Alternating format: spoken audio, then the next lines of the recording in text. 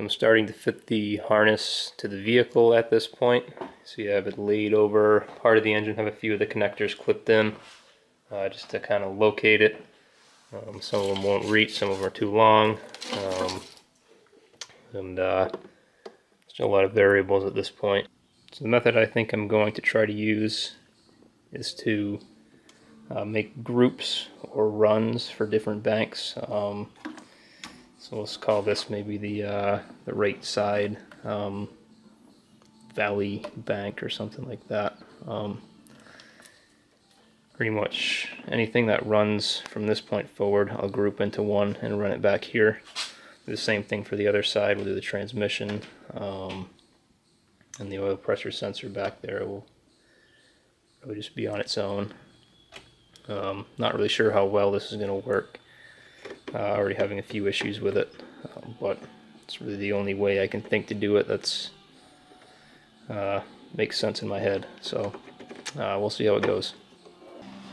So I've been soldering the joints and then using adhesive lined heat shrink tubing, using a 3M brand.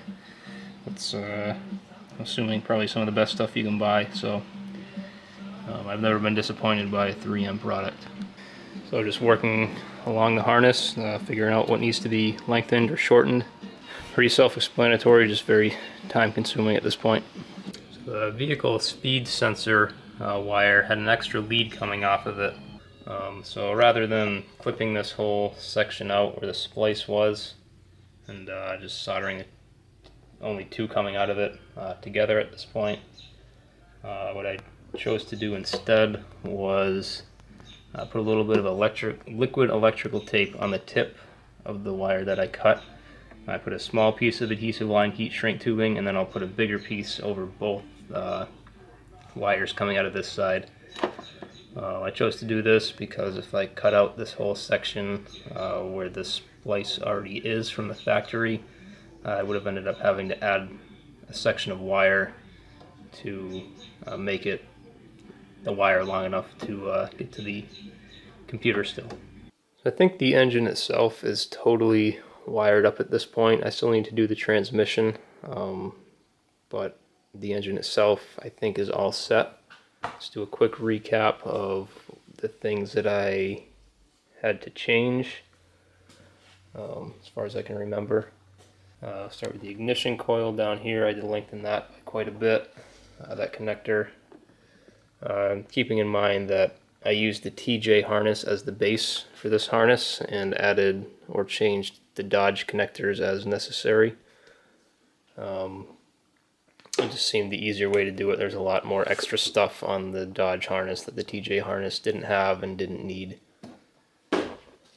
There's that one. The alternator, I believe there was one wire. I can't remember the alternator. The air intake temperature sensor, I had to lengthen one wire, the other wire was fine.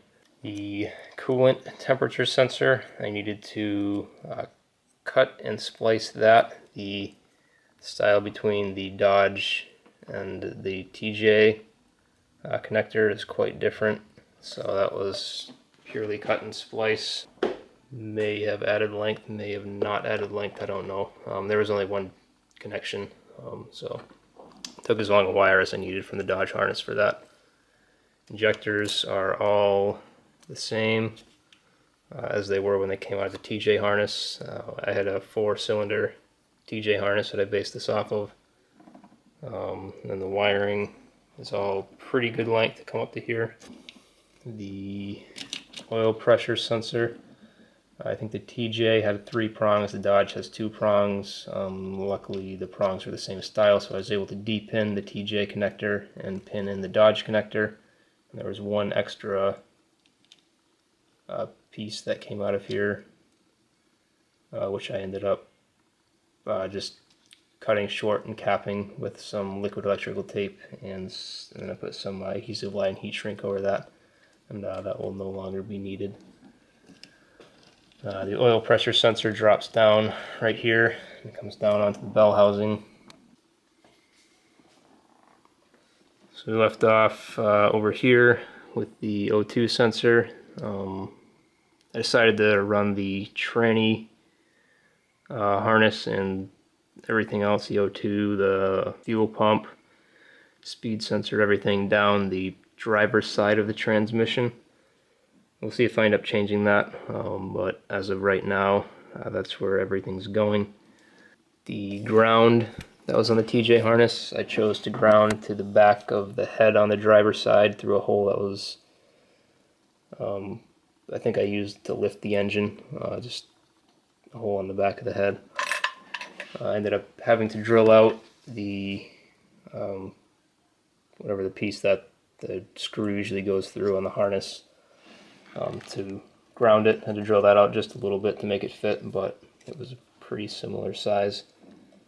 That should be plenty good right there. I'll have to get a special washer that'll dig into the metal. Right now there's just a regular lock washer on there.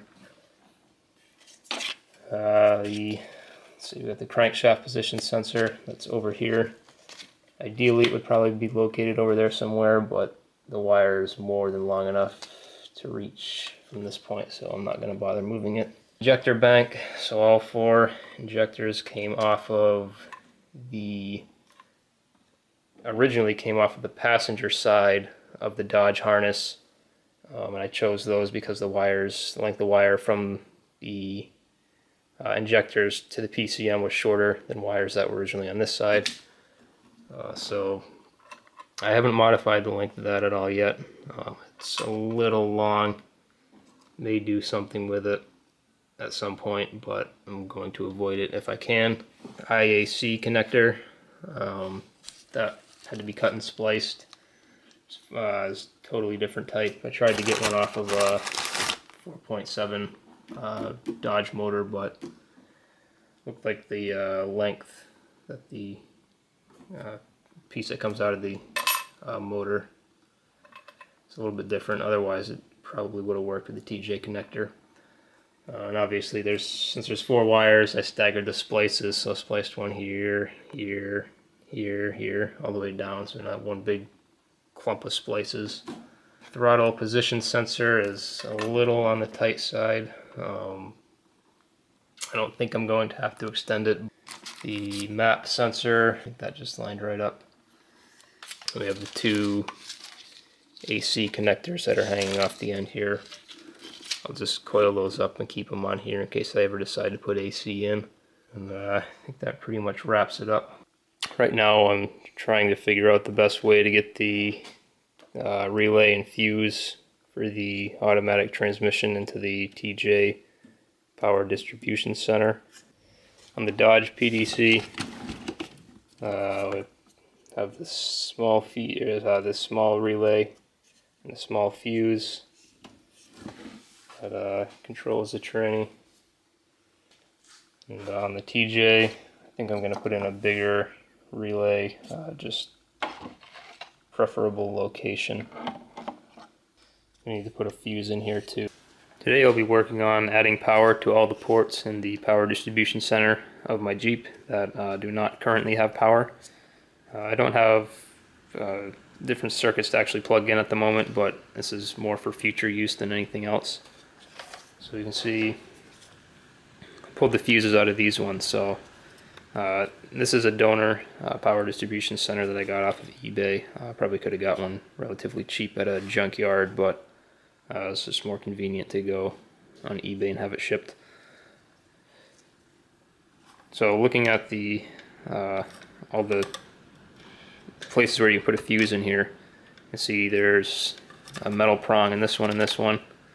And so these are powered. All these are obviously powered since there are fuses in them. These are all powered. These 2 and then these 4 are powered. So I'm going to be taking parts off of this to power the other PDC that's in my Jeep. So basically what I'll be needing to take is just these prongs out of here. So these ones in the center get power, positive power from the battery from this stud, which connects directly to the battery. So there's a metal plate right here where wire from the battery comes in, runs through the plate, feeds up through the prongs in the center, and through the fuse out the other side and through the circuit. So really right now I'll be installing the prongs that are in the center of here, which is the most difficult part because this whole thing needs to come apart so you can get this plate out and get it installed that way. The outside ones can be installed with everything together except for the bottom piece, so I'll leave those for another time. So the first thing I'm going to do is just pull all the fuses and relays off of here. Keep these for later. Good spares for the future.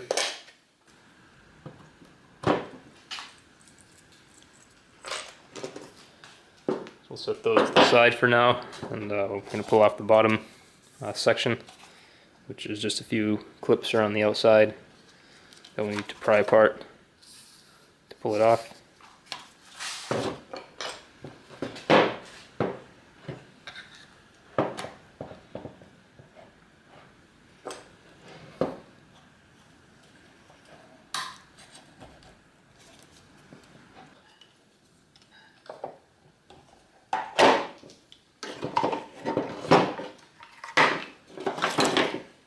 That's the bottom pulled off now. See where all the wires run out the front side. I believe on a Cherokee, the battery's mounted in the front right corner, and the wires come out the back towards the firewall. This is off of a Jeep Cherokee. I have a Jeep Wrangler, so on the Jeep Wrangler, the battery comes in here, and these wires also come back out the front as well, or the same side towards the firewall. Now I'm going to pop these yellow,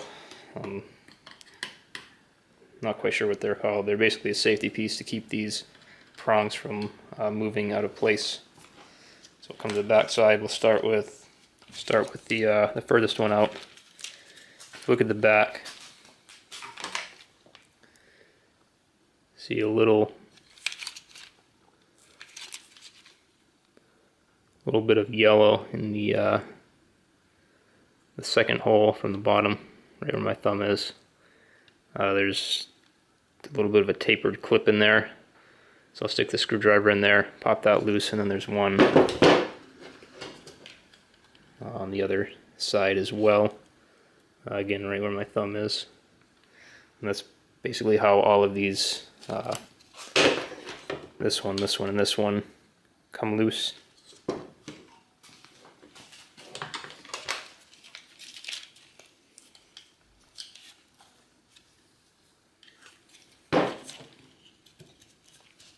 This can also be done from the top side by sticking something down in this hole right here, but it's so much easier to get to from the bottom.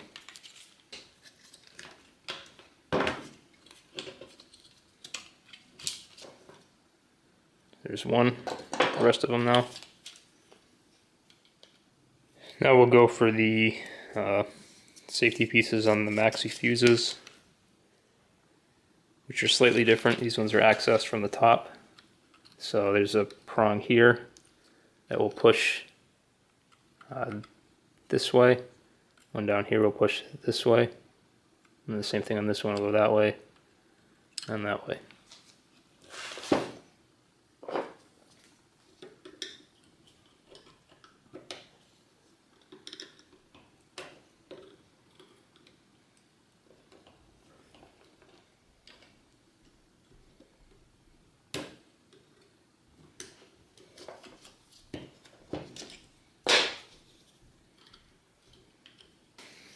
Now we'll move on to the bottom. We need to remove the this metal plate that runs up and powers everything in here, along with this plastic insulator piece, I guess, that's covering it. And to release the plastic piece, there are some clips on the inside in here. A little difficult to tell because it's the same color, but I have one right here, right above where my thumb is. Another one above where my thumb is right here. And then a third one above where my thumb is on this side. So those will need to be accessed from the top and then pushed down through the bottom.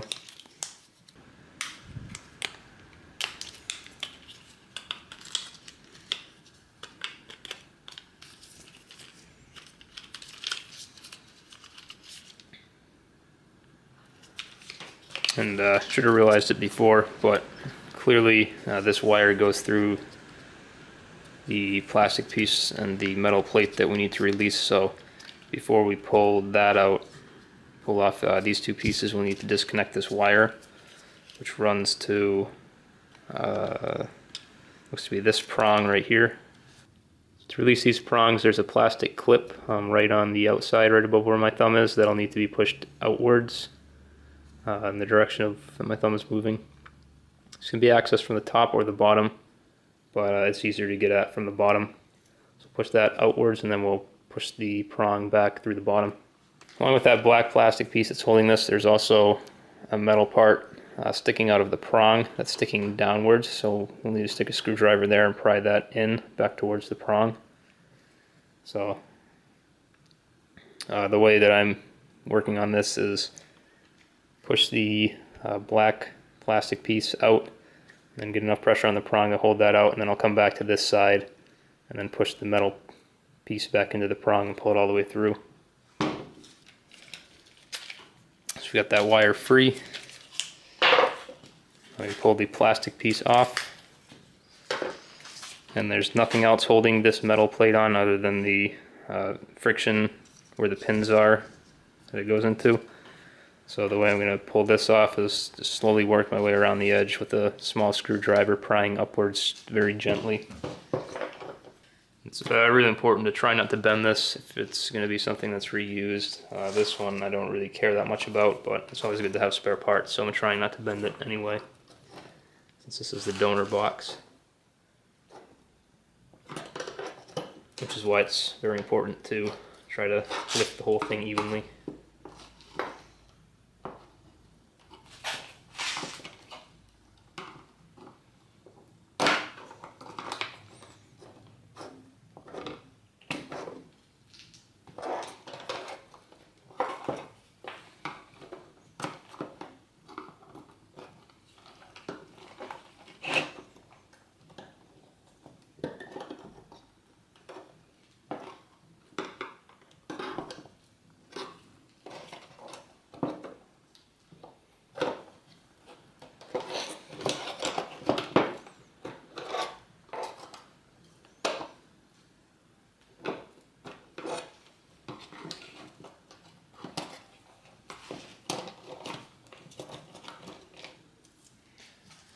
That's what this piece looks like. All these pieces sticking out are what sticks into the prongs on the box. So you can see there's all of these, or not all of them were powered on this box, and not all of them are powered on my Jeep, so I'm going to make sure there's a prong on every single one of these. This is the most difficult part about pulling this apart, and this is obviously a lot more difficult to do on the box that's still connected to the rest of the wiring harness. So that's why I don't want to have to pull this apart every time that I want to add a circuit. So now I'll just pull as many of these prongs as I need using the same method that I did on this one. So push the black piece outwards, then push the metal part of the prong in and slide it back. It's pretty simple, and then they'll slide right into the new, or the PDC that's already on my Jeep, and lock right into place. And then when I put the power plate, I guess, back on, everything should line right back up. And I'll do the same, so I'll do that for all the maxi fuses, and then I'll do it for the mini fuses as well. That's the same general idea with those, except it looks to be just a single prong, single black plastic prong on each one. So I'll push that back and then slide the piece down. That should be it. And reassembly is obviously just the reverse of how it came apart. I'll take as many of these wires as are needed to power as many of these circuits as I add.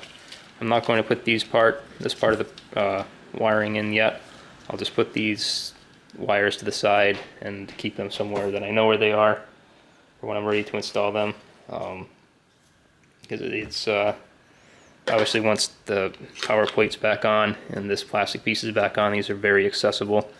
So the only thing that needs to be done is to pull off the plastic piece on the bottom, and these can just slide right in with whatever wiring you have. So not too difficult of a job, but makes it much easier to know what you're getting into by knowing how all this stuff comes apart. Took me a while to figure it out originally, so hopefully this video is helpful. So I got all the pins installed that need to be installed before I can put this plate back on. So before I put this back on, I'm going to clean this up with a copper brush, try to get some of the corrosion off, and then I'll probably coat it with dielectric grease just to prevent more corrosion from occurring. More than likely it's going to have dirt sticking to it, and that's the downside, but on the plus side I shouldn't have any wiring issues. It'll just be a little messy if I ever take it apart again. Everything's all set. The retaining prongs for the plastic plate on the bottom are pushed back into place now. So at this point, the addition of the extra circuits is as complete as it's going to be for now. As I need more power for different things, I'll fill the outside ports with the output from the fuse and deal with it then, but for now I'm just going to leave them blank.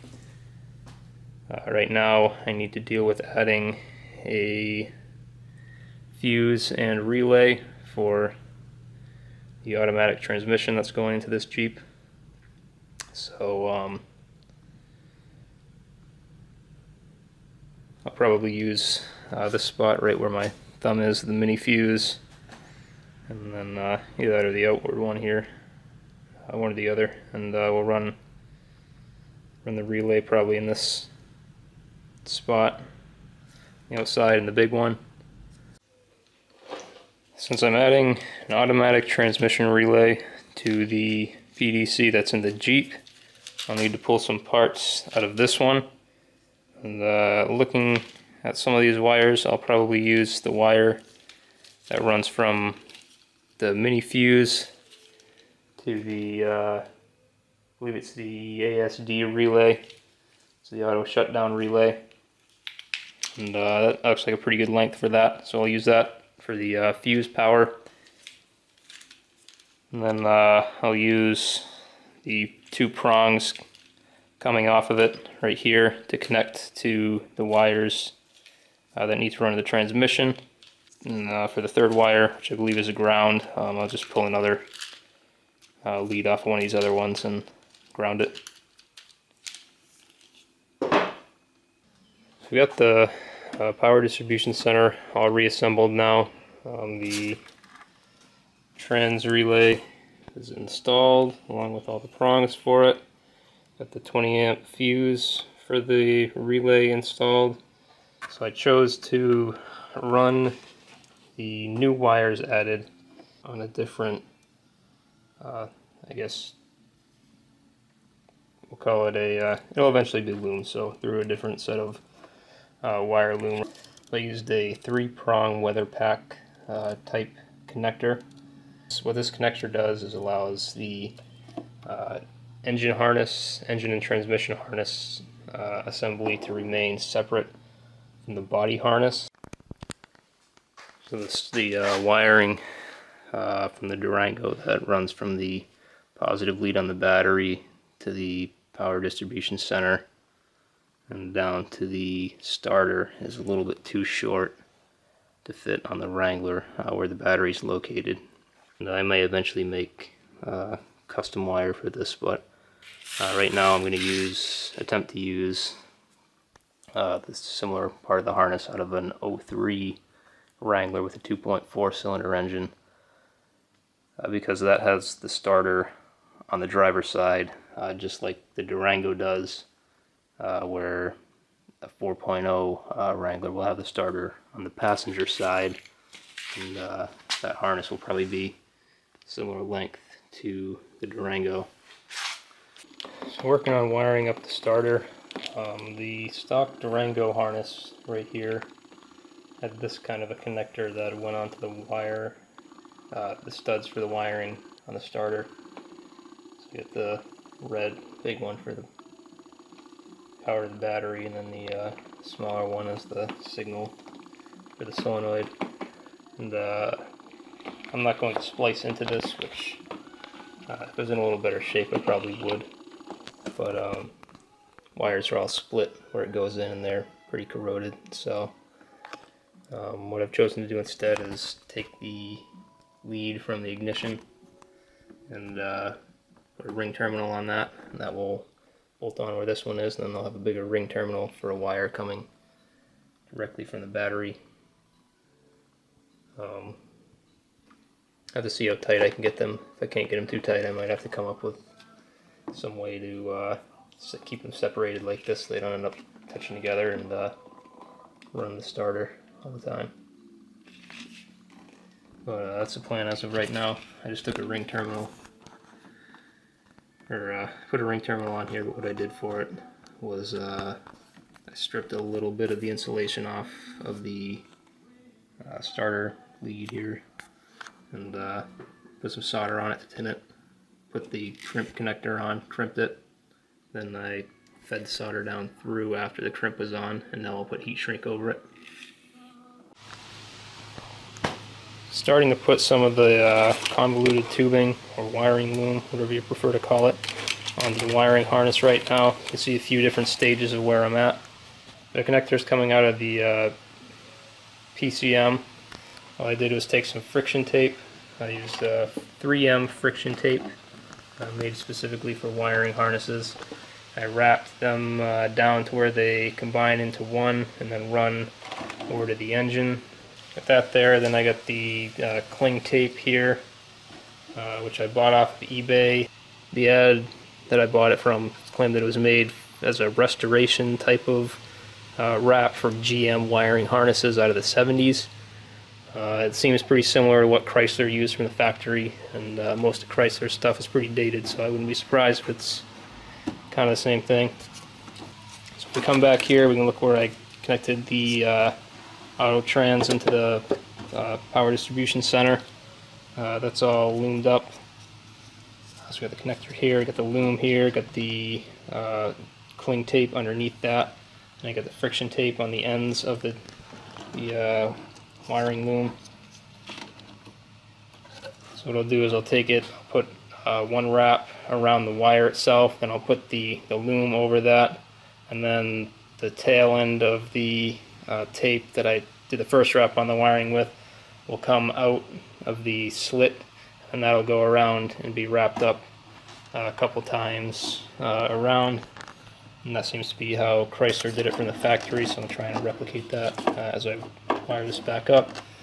But for the locations where the harness splits apart or comes in, depending on how you look at it, where there'll be two pieces of loom coming in and butting up to come into one piece, I put friction tape there as well, because I figure that'll be kind of one spot where there'll probably be good opportunity for chafing, and plus you'll have two pieces of tubing, convoluted tubing wedged between these two coming in, so I'll be putting pressure on the wires, and that just gives a little more of a cushion to the wires so they don't get too much pressure on them. I can't remember if this is how the factory harness was done or not, but I'll probably do this for most locations where wiring comes in together. But, so I'm just going to follow that all the way through. The thing I found while doing the cling tape, and well, what I've started to find while doing the wire loom, is work from the tail ends in. So what I mean by that, take your connectors and stuff that are furthest out on each run of the harness and work your way back towards. That works out well with the cling tape, because any extra wiring that you need to take up slack and either twist around or run back and forth, or I guess ideally cut and take the excess out of, won't be here where you have only a little bit of wire. It'll be pushed back into the main part of the harness where there'll be pretty good diameter of wire clump to take up that excess. And same things kind of seems to be working out with the tubing. And to start off, I just bought a pack of 10-foot lengths of 4 different size tubings. I can't remember what they are offhand. I've just been using this cutter to cut the loom. I believe it's made for cutting like a PEX tubing for heating, but it's been working out quite well for this. I just got a sharp blade. It slices right through, doesn't crush it or anything like a pair of wire cutters would. I suppose a utility knife could work well also.